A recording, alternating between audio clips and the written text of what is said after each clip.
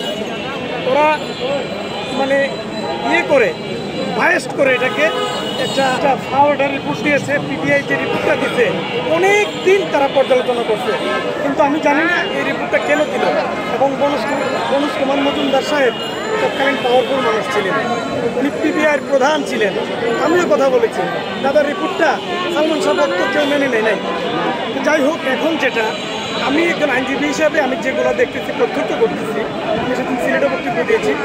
আমার কথা হইল, যেখানে সুরতাল রিপোর্টে যেখানে থাকতে হবে, হত্যা হইলে, একটা ঝুলন্ত রশিদে হত্যা হইলে জুতা বের হইতে হবে, কন্ট্রোনালি ফেটে যায়, ট্রেনের টাকা বেগ ফাঁকা হয়ে যায়, এগুলো সুরতাল রিপোর্টে নাই, এগুলো নাই। এবং সালমান শাহ বাসায় ক্লোরোফর্ম পাওয়া গেছে। একটা বাসায় কোনো ডাক্তার নাই, নার্স নাই, এই বাসায় ক্লোরোফর্ম থাকবে না, সিরিঞ্জ থাকবে কেন?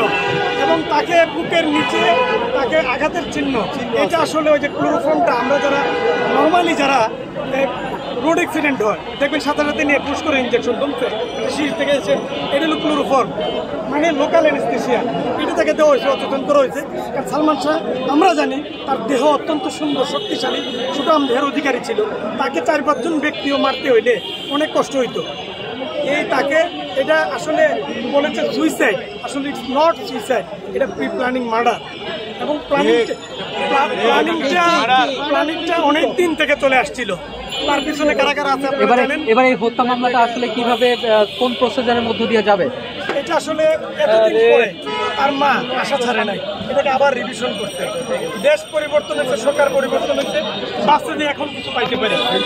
এই মামলাটা ঢাকার আপনারা জানেন জান্নাতুল ফেরদৌস ম্যাডামের কোর্টে যখন করা হয় রিভিশনটা, তখন কিন্তু এটা হত্যা মামলা হিসেবে গ্রহণ করার জন্য রমনা থানাকে নির্দেশ দেওয়া হয়েছে। রমনা থানা হত্যা মামলা হিসেবে নিয়েছে। কিন্তু আমার প্রশ্ন হইল, আমরা এই যে সালমান শাহ ভক্ত, আমি নট অনলি লয়ার, আমি সালমান শাহ ভক্ত হিসেবে বলবো যে আমরা এখনো কেন এই আসামিগুলো গ্রেপ্তার হচ্ছে না? তাহলে কি ওই যে 29 বছর যে মাফিয়ার শক্তিটা কাজ করছিল তাদের পিছনে এখনো কি সেই শক্তিটা আছে? আমার তো মনে হচ্ছে যে এরপরে দেখেন বর্তমানে যে মিডিয়া প্রযুক্তি, একটা আসামিকে ধরা কোনো ব্যাপার না। আপনারা দেখেন এখন সত্য মিথ্যা হাজার হাজার মামলা হচ্ছে, আসামিগুলো কই থেকে ধরে ফেলতেছে। এটা ফোন ট্রেকিং করে, এটা 10 মিনিটের ব্যাপার। আমি ওসি সাহেবকে আমি অনুরোধ করবো যে আপনি ডন এবং সামিরাকে, বিশেষ করে সামিরাকে গ্রেপ্তার করেন, মামলার সমস্ত তথ্য বের হয়ে যাবে। এখন যে আধুনিক প্রযুক্তি, রিমান্ডে নিয়ে যে প্রশ্ন করার যে প্রযুক্তি বের হয়ে যাবে।